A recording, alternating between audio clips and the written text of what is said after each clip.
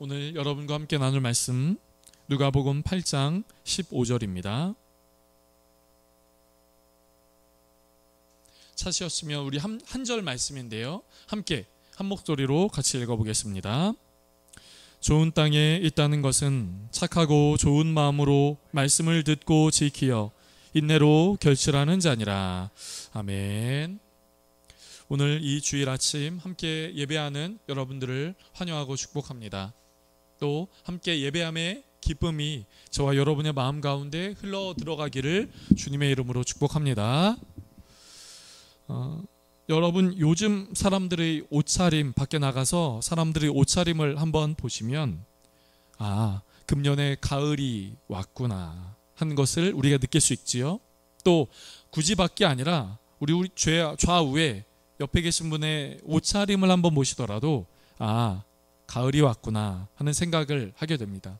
저도 지난 여름에 입었던 그 여름 정장을 벗고 오늘은 가을 정장을 좀 입었어요. 그리고 이제는 장롱에서 가을 옷을 좀 꺼내야 되겠다 이렇게 생각을 했죠. 오늘 찬양 인도를 한 우리 민강 형제, 기타 때문에 잘 보이지 않았지만 앞에 강아지 그림이 이쁘게 그려져 있는 가을 옷 있습니다. 하준아, 멍멍이 그림.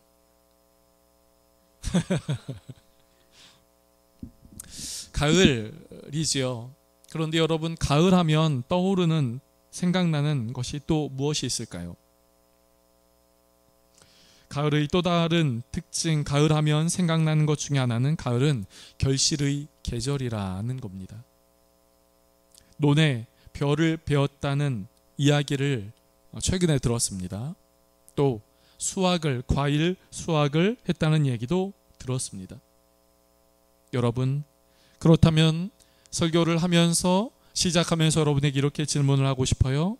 여러분의 삶에는 열매를 맺고 계십니까? 몇 주 전에 이런 이야기를 나눈 적이 있습니다. 성경은 하나님의 약속이라고요. 성경은 우리를 향하신 하나님의 약속입니다. 여러분, 성경은 하나님만의 이야기도 아니고요. 성경은 유대인 혹은 팔레스타인 지역 그 민족의 이야기로 그치지 않습니다. 성경은 하나님이 한 민족을 통하여 우리에게 말씀하신 하나님의 약속인 것이지요. 그런데 많은 사람들이 성경이 하나님의 약속인 것을 인정하지 않습니다. 왜 그럴까요? 그것은 성경이 하나님의 약속이다라는 것을 부정하는 것, 그것이 아니라 성경에는 하나님의 약속이 담겨 있어요라고 하는 그 말을 부정하기보다 약속인데 그 약속이 이루어지는 것을 경험하지 못했기 때문입니다. 그 약속이 이루어지는 것을 경험하지 못했기 때문이지요. 그래서 그 약속을, 우리를 향하신 하나님의 약속이라는 그것을 인정하고 받아들이지 못하는 것이지요. 그런데 어떤 삶에는 성경이 하나님의 약속임을 인정하고 고백합니다. 왜 그렇습니까? 자신의 삶에 하나님의 말씀, 하나님의 약속의 그 말씀이 내 삶 가운데 이루어져 열매로 맺히는 것을 경험했기 때문이지요. 그 차이가 있는 겁니다. 저는 성경 묵상하는 것을 개인적으로 저는 좋아해요. 성경 묵상을 통해 은혜도 경험하고 또 모태신앙이지만 더 깊은 하나님에 대한 하나님을 더 알아가는 것은 이 묵상을 통해서 저는 지난 시간 속에서 있었기 때문이지요. 그래서 사람들 만날 때마다, 사역을 하고 사람들을 만날 때마다 묵상하십시오, 묵상하셔야 합니다 라고 강조하고 이야기를 하는 일들이 많이 있었지요. 그런데 여러분, 만약에 제가 이 자리에서 성경 묵상은 이런 영적인 유익이 있습니다, 제 삶 가운데 이런 하나님의 은혜가 있었습니다, 그러니 여러분은 묵상하십시오, 그리고 묵상하는 방법은 이렇게입니다 라고 그렇게 외쳤다고 가정을 해볼게요. 그리고 나서 여러분이 돌아가셨을 때 그냥 돌아간 사람, 돌아가서 그 다음날 또 아무렇지 않게 온 분, 그런데 어떤 분은 집에 돌아가 성경 묵상을 직접 해본 분, 이 차이는 분명히 있을 겁니다. 묵상을 하며 마음 깊숙한 곳으로부터 눈물을 흘려본 사람은 이 묵상의 내 삶 가운데 어떻게 열매 맺어지는지를 경험한 사람은 묵상을 하겠지요. 인정하고 고백하고 묵상을 할 때의 그 마음가짐이 다를 겁니다. 여러분, 성경은 하나님의 약속입니다. 그런데 그것을 인정하는 사람과 인정하지 않는 사람, 그것은 하나님의 말씀이 내 삶 가운데 약속으로 이루어져 열매로 맺히는 것을 경험했느냐, 그렇지 않았느냐 하는 것에 있을 겁니다. 그렇다면 여러분, 저는 여러분에게 이렇게 축복하고 싶습니다.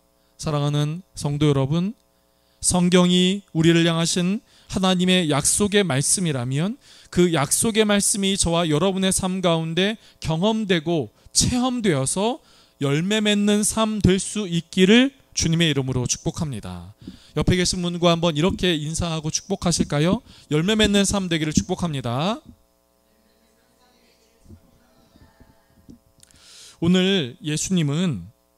오늘 본문은 예수님의 비유의 말씀 중 예수님이 4가지 땅에 대하여 하신 말씀, 그 본문입니다. 이 4가지의 땅이란 길가, 바위, 가시떨기, 좋은 땅이지요. 그런데 이 중 열매 맺는 땅이 있고요, 열매가 맺히지 못하는 땅이 있어요. 열매가 맺히지 않는 땅이 있습니다. 길가, 바위, 가시떨기, 이렇게는 열매가 맺히지요. 열매가 맺히지 못하지요. 그리고 좋은 땅에만 열매가 맺힙니다. 여러분, 예수님의 이 말씀은 땅 감별사로 하신 말씀이 아니죠. 이 땅이 좋고 저 땅이 좋고 이 땅이 좋아서 여기에다 여러분 열매 맺으면 100배의 결실을 맺을 수 있습니다. 여러분 여기에 투자하십시오. 이게 아니죠. 땅에 대한 예수님의 그 말씀은 바로 우리의 마음, 우리의 심령에 대한 주님의 말씀인 것이에요. 예수님은 하나님의 말씀이 떨어지는 그 마음밭이 길가도 있고 바위 위도 있고 가시떨기 위도 있고 또 좋은 땅에도 떨어지더라. 그런데 앞의 3가지의 땅은 그 삶 가운데 씨앗이 떨어져도 아무리 씨앗이 떨어져도 열매가 맺히지 못하는데 좋은 땅에는 열매가 맺히더라. 예수님은 이렇게 말씀하시는 것이지요. 예수님은 이 말씀을 통하여 저와 여러분에게 이렇게 말씀하는 겁니다. 그러니 너희는 어느 땅을 가져라? 어느 땅의 마음이 되라? 좋은 땅의 마음이 되라. 예수님은 이렇게 말씀하시는 것이에요. 그런데 이 좋은 땅의 특징이 있습니다. 오늘 본문의 15절은 이 좋은 땅의 특징에 대하여 이렇게 말하고 있지요. 15절의 말씀을 다시 한번 같이 읽어보도록 할게요. 같이 읽겠습니다. 시작. 좋은 땅에 있다는 것은 착하고 좋은 마음으로 말씀을 듣고 지키어 인내로 결실하는 자니라. 아멘. 여러분, 좋은 땅이 어떤 마음의 상태라고요? 좋은 땅이라는 것은 어떤 특징이 있습니까? 첫 번째, 좋은 땅이란 착하고 좋은 마음으로 말씀을 듣는 자입니다. 여러분, 착하고 좋은 마음으로 말씀을 듣는 자예요.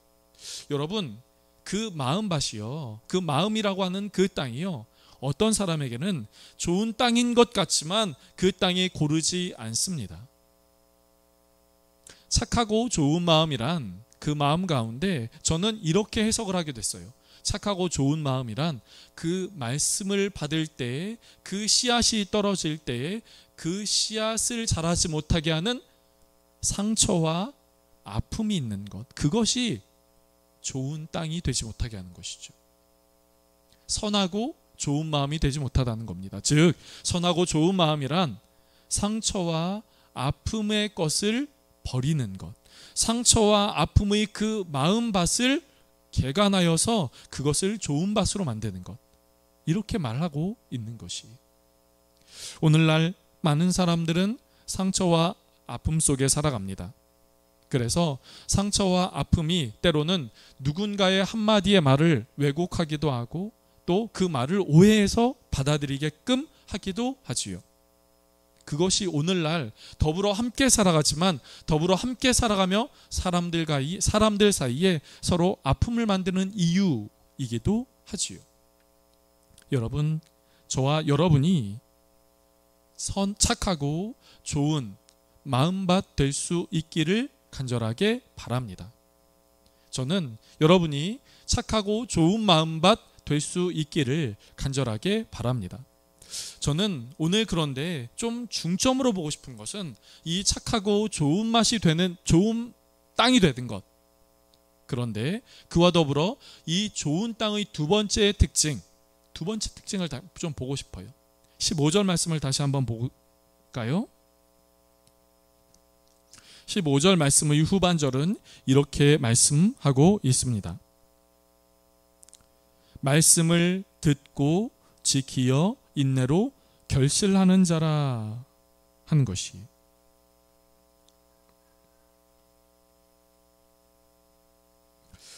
여러분, 이 네 가지 밭은 한 가지 모두 다 공통점을 갖고 있습니다. 그것은 듣는다는 것이. 듣는다. 여러분, 열매를 맺는 세 가지의 땅과 열매를 맺지 못한 한 가지의 땅은 세 가지의 땅은 씨앗이 없어. 말씀을 듣지 않아. 그래서 이 말씀이 없어. 그래서 열매를 맺지 못하는 것이 아닙니다. 좋은 땅만 하나님의 말씀을 들었느냐? 씨앗이 떨어졌느냐? 아니, 그것이 아니에요. 공통점은 하나님의 말씀을 들었다는 거예요. 말씀을 한번 보실까요? 오늘 본문의 12절, 누가복음 8장 12절 말씀인데요. 8장 12절은 이렇게 말을 하고 있습니다. 같이 한번 읽어볼게요. 시작. 길가에 있다는 것은 말씀을 들은 자니 이에 마귀가 가서 그들이 믿어 구원을 얻지 못하게 하려고 말씀을 그 마음에서 빼앗는. 여러분, 길가는 열매 맺지 못합니다. 그런데 길가에 무엇이 있다고요? 길가가 무엇이라고요? 길가도 역시 말씀을 들은 자입니다. 또 볼까요? 바위 위에 있다는 것은요. 13절 말씀. 13절 말씀도 같이 읽어보겠습니다. 시작.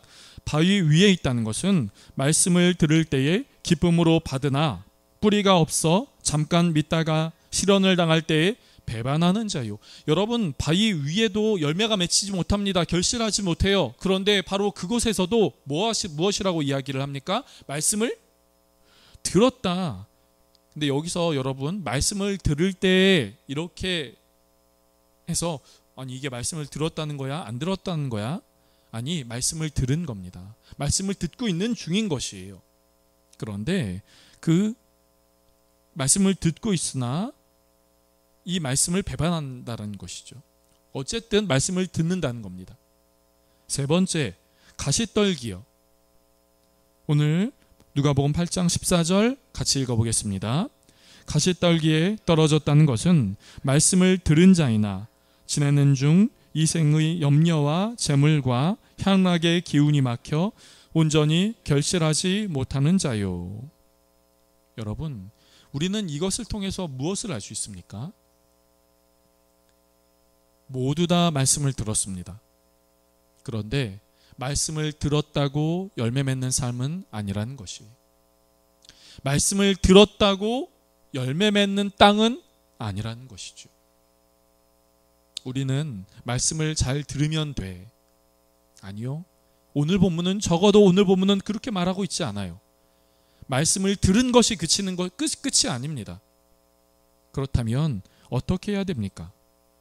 중요한 것은 오늘 15절에서 함께 보았던 것처럼 말씀을 들었지만 들은 그 말씀을 지키는 것, 인내하는 것, 바로 그것이 열매 맺는 땅, 결실을 맺게 되는 땅의 특징인 것이죠. 여러분, 신앙은 믿음의 경주입니다. 신앙은 믿음의 경주예요. 한 번, 한순간, 한때가 아닙니다. 신앙은 긴 시간, 긴 거리의 경주예요. 여러분, 경주해 보셨나요? 달리기 해 보셨어요? 달리기 해 보셨어요? 달리기 안 해보신 분은 걷기 해보셨나요? 좀 해보세요. 네. 걷기, 달리기, 뛰기, 요즘 또 러닝, 러닝 크루 이런 말 많이 하지 않습니까? 여러분, 운동하기 위해서 뛰어보신 분이라면 뛰다가 보면 어떤 유혹이 들지요? 어떤 유혹이 듭니까? 멈추고 싶어요. 뛰다가 더 빨리 뛰고 싶은 유혹이 들진 않습니다. 뛰다가 멈추고 싶어요. 빠른 걸음으로 운동하다가 그 걸음을 멈추고 싶습니다. 걷다가 멈추고 싶어요. 자리에 앉고 싶습니다. 앉으면 눕고 싶어요. 너무 인간적인 생각. 여러분, 뛰면 경주는 분명히 멈추고 싶은 유혹이 찾아옵니다. 신앙은 경주예요. 그렇다면 오늘 본문에서 말씀을 듣는 것으로 그치는 것이 아니라 말씀을 듣고 지키고 인내한다는 것은 우리의 믿음의 경주 가운데 멈추고 싶은 그 유혹 앞에 그 경주를 계속 달려가는 그 경주의 마음을 지키라는 겁니다. 유혹이 왔을 때 지키라는 거예요.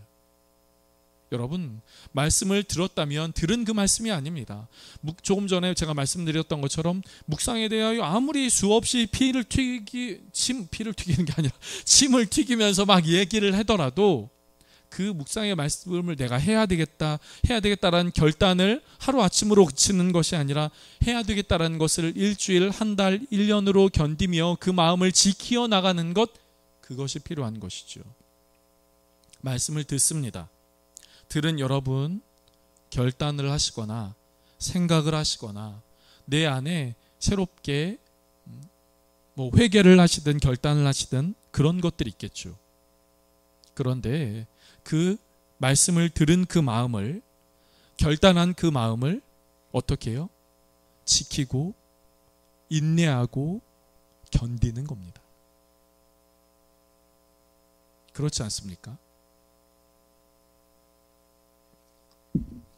그런데 지키고 인내할 때 찾아오는 유혹이 있다는 거예요. 유혹 앞에서 지키십시오. 유혹 앞에서 붙드십시오. 유혹 앞에서 인내하십시오. 그렇게 할 때 그 말씀을 지키고 인내한 바로 그 사람이, 그 내면의 그 마음이 좋은 땅이 되고 좋은 땅으로 결실하게 되는 삶이 된다라고 예수님은 말씀하시는 것이에요. 성경에 이렇게 하나님의 말씀을 받았지만 지키지 못하고 인내하지 못한 몇 사람이 보입니다. 저는 그들 중 한 사람이 사울 왕이라고 생각을 해요. 사울 왕은 이스라엘의 1대 왕입니다. 영광스러운 1대 왕이에요. 그런데 그 1대 왕이었던 사울이 하나님으로부터 버림받는 결정적인 사건이 등장합니다. 그것이 이스라엘 민족이 다른 나라와의 전쟁에서 싸울 때였어요. 그 당시에 왕은 다른 나라와의 전쟁을 싸울 때 출정하기에 앞서 그 당시의 영적 지도자로부터 기도를 하고 그 다음에 제사를 드리고 오늘날로 얘기하면 예배를 드리고 출정을 했거든요. 그런데 사울 왕이 그렇게 예배를 드리려고 모든 것을 준비해 놨을 때 영적 지도자, 그 당시의 영적 지도자인 사무엘이 도착하지 않는 거예요. 여러분, 어떻게 하시겠어요? 우리는 지금 빨리 출정해야 합니다. 그리고 다른 나라와의 그 세력이 너무나 강력해서 그 강력한 저 사람들에 대한 소문과 이야기를 들으면 점점 우리나라 이 군사들이 점점 이탈하고 자꾸 도망가려고 하고 점점 세력이 약해지는 것 같아요. 이럴 바엔 빨리 출정해서 빨리 싸우는 게 낫습니다라는 판단을 사울 왕이 했을 수 있겠지요. 그런데 사무엘은 도착하지 않아요. 여러분 어떻게 하시겠어요? 사울 왕은 그 예배를 본인이 집례하게 됩니다. 그 예배를, 제사를 본인이 하게 돼요. 그때 이후에 등장한 사무엘은 이야기를 합니다. 그리고 그것에 대하여 사무엘이 왜 그렇게 했느냐라고 했을 때 사울 왕은 이렇게 이야기를 하지요. 사무엘상 13장 12절 말씀입니다. 13장 12절 말씀 함께 읽어볼까요? 함께 읽겠습니다. 시작. 이에 내가 이르기를 블레셋 사람들이 나를 치러 길갈로 내려오겠거늘 내가 여호와께 은혜를 간구하지 못하였다 하고 부득이하여 번제를 드렸나이다 하니라. 여러분, 사울 왕은 이렇게 이야기합니다. 저 블레셋 사람들이 나를 치러 오는데 내가 빨리 출정을 해야겠으니 내가 예배를 했습니다. 내가 제사를 드렸습니다. 기다리지 못해요. 기다리지 못합니다. 결국 사무엘은 이 사울 왕에게 당신의 나라가 당신의 왕의 재임 기간이 길지 못할 것이라는 말을 하게 돼요.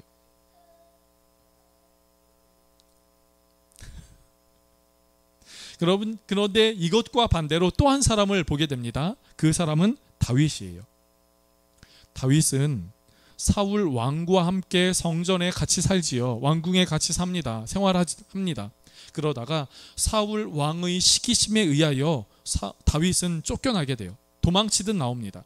그리고 광야에서 숯불에서 쫓겨다니듯 그렇게 아무 곳에서나 동굴에서 그렇게 자면서 생활을 해요.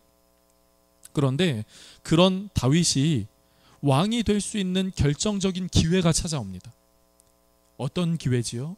사울 왕을 죽일 수 있는 기회입니다. 여러분, 다윗은요 이미 어린 시절에 사무엘로부터 왕이 될 거다, 너는 왕이 될 거야 라고 예언의 말씀을 들었어요. 그런데 그 예언의 말씀을 듣자마자 그 다음날 왕이 된 게 아닙니다. 그 다음 날 왕이 된 것이 아니에요. 한 달 후, 1년 후 왕이 된 것이 아닙니다. 기다림의 시간이 있었어요. 그런데 그 기다림의 시간을, 지루하고 힘들고 고통스러운 기다림의 시간을 이제 끝내버릴 아주 결정적인 기회가 찾아왔습니다. 그것이 사울 왕을 죽일 수 있는 기회예요. 다윗의 신하들은 왕이요 정말 좋은 기회입니다. 그리고 이 기회는 하나님이 주신 기회입니다. 이 사울 왕을 죽이고 이제 우리가 왕궁에 들어가고 당신은 왕이 될 수 있는 철호의 기회입니다. 이렇게 주변에선 이야기를 해요. 그런데 이런 주변 사람들의 이야기에, 그리고 자신의 아내 혹시 이 사울 왕을 내가 이 시간 단번에 죽이면 내가 왕이 될 수 있을 거야 라고 혹시 있을지 모를 다윗의 그 욕망 앞에 다윗은 이렇게 답을 합니다.